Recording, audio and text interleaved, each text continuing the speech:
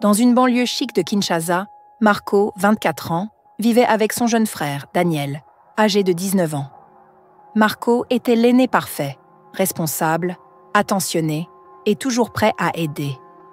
Daniel, en revanche, avait une personnalité plus sombre et rebelle, un contraste qui fascinait mais inquiétait aussi leur entourage. Les deux frères partageaient un appartement spacieux, un héritage de leurs parents partis vivre à l'étranger. Les choses prirent une tournure étrange peu après l'anniversaire de Daniel. Un soir, Marco rentra tard après le travail. Alors qu'il ouvrait la porte de l'appartement, il trouva Daniel assis sur le canapé, immobile, les yeux fixés sur un écran de télévision éteint. « Daniel, ça va ?» demanda Marco. Daniel tourna lentement la tête, un sourire étrange au visage. « Parfait, grand frère. Juste des pensées. » Ce fut la première nuit où Marco sentit une tension inexplicable.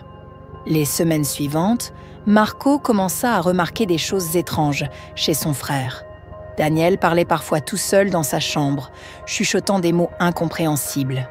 Des objets disparaissaient mystérieusement dans l'appartement. Des couteaux, des ciseaux et même un miroir. Marco tenta de le confronter. « Daniel, tu te comportes bizarrement. C'est quoi ces murmures la nuit ?» Daniel haussa les épaules, un sourire narquois aux lèvres. « T'inquiète pas, Marco. Je travaille sur un projet artistique. Tu sais que je suis créatif. » Malgré cette réponse, Marco se sentait de plus en plus mal à l'aise. Il posa une caméra cachée dans le salon pour surveiller son frère.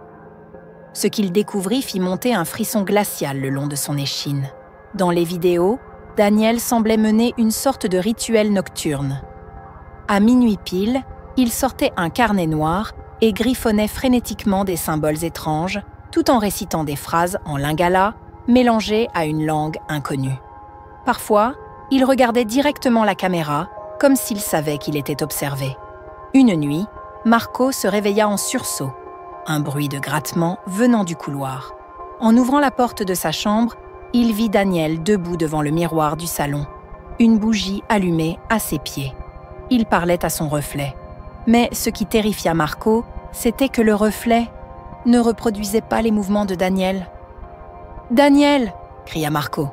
Daniel se retourna brusquement. « Tu ne devrais pas te mêler de ça, Marco. » Le lendemain, Marco tenta de joindre leurs parents, mais la ligne ne passait pas. Son téléphone buguait étrangement chaque fois qu'il essayait de contacter quelqu'un à l'étranger. Il appela un ami proche, Malik, pour lui raconter ce qu'il vivait. Malik arriva le soir même. En inspectant la chambre de Daniel, ils trouvèrent le carnet noir.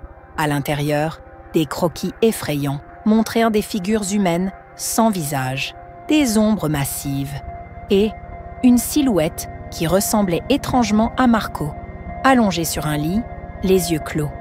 Soudain, un bruit sourd retentit dans le salon.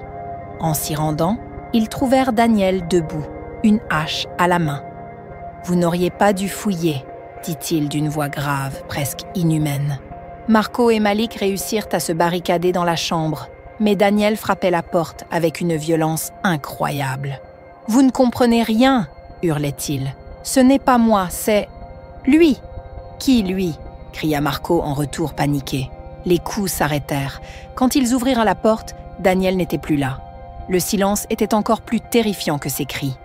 Malik proposa de fuir, mais Marco refusa de laisser son frère. Ils trouvèrent Daniel dans le parking souterrain de l'immeuble, agenouillé au centre d'un cercle dessiné avec du sang. Ses yeux pleuraient, mais son visage affichait un sourire démoniaque. « Grand frère, tu es en retard. » Avant qu'il ne puisse réagir, les lumières s'éteignirent. Des bruits de pas lourds résonnaient tout autour d'eux. Une voix grave et multiple chuchotait en lingala. Le pacte est scellé. Quand les lumières se rallumèrent, Daniel avait disparu. Marco vit son frère pour la dernière fois, 2 ans plus tard, dans un rêve. Daniel lui apparut, souriant, mais ses yeux étaient noirs comme la nuit. « Je t'avais dit de ne pas te mêler de mes affaires », murmura-t-il. Depuis, Marco n'a jamais retrouvé le sommeil. Chaque nuit, il entend des murmures à travers les murs de son appartement et parfois, il aperçoit Daniel dans le reflet du miroir.